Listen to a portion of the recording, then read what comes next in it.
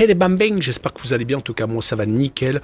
On se retrouve aujourd'hui pour de nouvelles vidéos sur la Ligue Europa Conférence, les 16e de finale retour avec le 21 et le 22 février, 8 matchs analysés ensemble qui sont les suivants.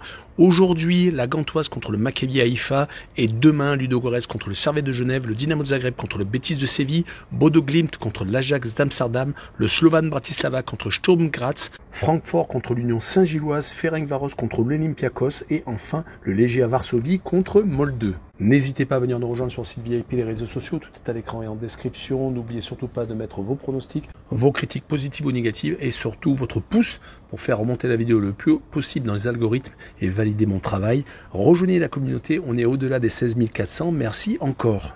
Et on attaque par la Gantoise contre le Maccabi Haïfa. Au match aller, les Israéliens sont imposés 1-0. Ils sont actuellement premiers de leur championnat à égalité avec le Maccabi Tel Aviv. Ils n'ont perdu qu'une seule fois sur les 22 derniers matchs, toutes compétitions confondues, c'est assez exceptionnel.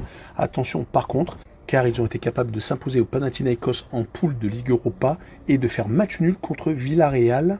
Mais ils ont été reversés depuis donc en Ligue Europa Conférence. Ils vont jouer contre la Gantoise qui est 5e à 20 points du premier. Mais il y a des playoffs en Belgique, donc tout est encore possible. Sur les 8 derniers matchs, toutes compétitions confondues, en début 2024, c'est assez catastrophique. Une victoire à nul et 6 défaites à domicile. Ils ont perdu 3 de leurs 4 derniers matchs. Mais on n'oubliera pas qu'en phase de groupe, ils ont disputé 3 matchs à la maison et c'était 3 victoires, dont une contre le Maccabi Tel Aviv qui a égalité avec le Maccabi Haïfa en championnat. Donc sur ce match-là, je vois la Gantoise s'imposer 2-1 et je verrai le plus de 2 buts sur le match et une cote à 1,41. La deuxième rencontre est Ludogorets contre le Servette de Genève. Les Bulgares ont fait 0-0 en Suisse lors du match aller. Ils sont en championnat premier à égalité avec un match en moins. Ils ont repris la saison il y a 3 rencontres. C'est une victoire et 2 matchs nuls, donc ils n'ont pas encore perdu. Et ils viennent de gagner un match au sommet contre le second du championnat bulgare.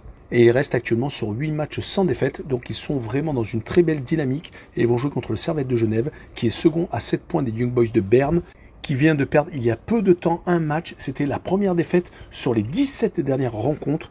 Les Grenats ont fini 3e de leur phase de groupe avec la Roma, le Slavia de Prague et également le Sheriff Tiraspol qu'ils ont réussi à mettre derrière eux, leur permettant donc d'être reversés en Ligue Europa Conférence. Mais sur ce match-là, je vois tout de même Ludogorets s'imposer 2-1 et je verrai le plus de 2,5 buts sur le match et une cote à 1,96. La troisième rencontre est le Dynamo de Zagreb contre le Betis de Séville. Les Croates ont réussi l'exploit de s'imposer en Espagne 1-0 au match aller. Le Dynamo de Zagreb est 3e de son championnat avec 6 points de retard sur le premier, mais un match en moins.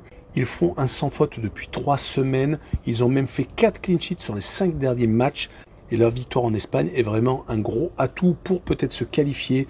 On n'oubliera pas qu'en phase de groupe, ils ont fait 3 victoires et 3 défaites. Donc ça a été assez moyen. Et ils vont jouer contre le Betis de Séville qui est 7e à 10 points du 5e, qui va avoir de la difficulté à se qualifier via le championnat en Coupe d'Europe. Sur les 5 derniers matchs, toutes compétitions confondues, c'est 2 victoires, 2 nuls et 1 défaite.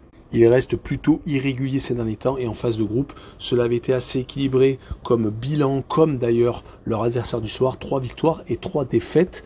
Sur ce match-là, je vois bien le Betis de Séville s'imposer 1-0 à l'extérieur et je verrai le moins de 2,5 buts sur le match et une cote à 1,70. La rencontre suivante est Bodo Glimt contre l'Ajax d'Amsterdam. Au match aller, 2 buts partout entre les deux formations. Les Norvégiens n'ont pas encore repris leur championnat. Ils font actuellement beaucoup de matchs amicaux. C'est donc plutôt un exploit qui n'est pas perdu à Amsterdam.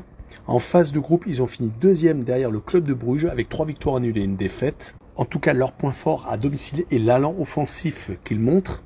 Et ils vont jouer contre l'Ajax d'Amsterdam qui est 5e à 16 points du second. Ils ont été catastrophiques en début de saison, c'est une saison galère. Ils ont tout de même réussi à se relancer, mais ils ont fini 3e de leur groupe de Ligue Europa derrière l'Olympique de Marseille et Brighton. Ils restent actuellement sur 4 matchs sans victoire. Est-ce qu'ils sont en train de retomber dans leur travers? Il ne faudrait pas du tout. Il y a beaucoup de buts lors des matchs de l'Ajax actuellement. C'est pour cette raison que je verrai encore un 2 buts partout et je verrai le plus de 3 buts sur le match et une cote à 1,61. La 5e rencontre est le Slovan Bratislava contre Sturm Graz. Le Slovan Bratislava a perdu 4-1 en Autriche au match aller, ayant hypothéqué ses chances de se qualifier. Ils sont pourtant premiers de leur championnat avec 12 points d'avance sur le second. Sur les 5 derniers matchs, c'est plutôt intéressant. 3 victoires annulées et une défaite. Ils n'ont fait que 3 matchs depuis la reprise. Cela explique peut-être cela. Il faudrait un miracle pour qu'ils passent. Rappelons qu'ils ont fini second de leur groupe de Ligue Europa Conférence derrière Lille, faisant un but partout chez eux et perdant que 2-1 en France. Ils vont jouer contre le second du championnat d'Autriche qui a 2 points de Salzbourg. D'ailleurs, il y a peu de temps, le 9 février, ils avaient fait un partout contre le leader de ce championnat. 2 victoires et 2 nuls depuis la reprise de la saison en 2024. Et on rappellera qu'ils ont fini 3e de Ligue Europa derrière l'Atalanta de Bergame, le Sporting de Lisbonne et Raco, le club polonais qui a fini dernier. Donc ils ont pu réaliser donc cette très belle opération avec cette victoire à la maison. Et sur ce match-là, je les vois encore s'imposer 1-0 à l'extérieur avec la double chance N2 et une cote à 1,58. On poursuit avec Francfort contre l'Union Saint-Gilloise au match aller, 2 buts partout. Francfort est actuellement 6e de son championnat en Bundesliga à 8 points de la 4e place. Ils ont encore un léger espoir de se qualifier pour la Champions League, mais il va falloir faire un parcours parfait. Ils restent tout de même sur 4 matchs sans victoire, c'est très mal parti. 3 matchs nuls et une défaite contre Cologne. Ils viennent de prendre surtout 6 buts lors des 3 derniers matchs. Ils n'ont gagné que 2 fois sur les 7 dernières rencontres, toutes compétitions confondues. Rappelons qu'en phase de groupe, ils avaient perdu quand même à la maison contre le PAOK Salonique. Et ils vont jouer contre l'Union Saint-Gilloise qui caracole en tête de son championnat de Belgique. Premier avec 8 points d'avance sur le second. Ils n'ont perdu qu'une seule fois sur les 5 derniers matchs, mais à l'extérieur, ils perdent très peu. Donc c'est vraiment une équipe qui est ultra accrocheuse. Rappelons qu'ils ont fini 3e de la phase de groupe où il y avait Toulouse et Liverpool. Mais à l'extérieur, ils ont quand même eu des résultats assez moyens qui les empêchaient de finir devant Toulouse. Ils ont perdu contre Liverpool et contre Linz, les Autrichiens, et ont fait match nul par contre. Contre les Violets, sur ce match-là, je les vois perdre 2-1 à l'extérieur et je vois la qualif de Francfort avec une cote à 1,48. L'avant-dernière rencontre est Ferencváros contre l'Olympiakos. Les Hongrois ont perdu d'une courte tête au match aller 1-0 en Grèce.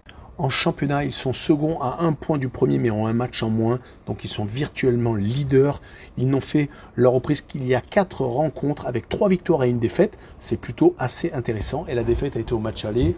On notera qu'en phase de groupe, au match aller et au match retour, ils avaient réussi à accrocher Genk et la Fiorentina faisant 4 matchs nuls.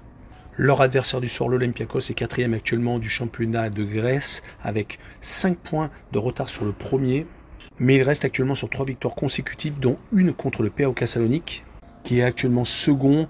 Contrairement aux saisons précédentes, ils n'ont gagné que 4 fois sur les 10 derniers matchs à l'extérieur. Mais ils ont une très grosse expérience européenne. C'est pour cette raison que je verrai un but partout avec la double chance N2 et une cote à 1,70. On finira par le 8e et dernier match, le Legia Varsovie contre Molde. Le Legia Varsovie est actuellement 5e à 5 points du premier.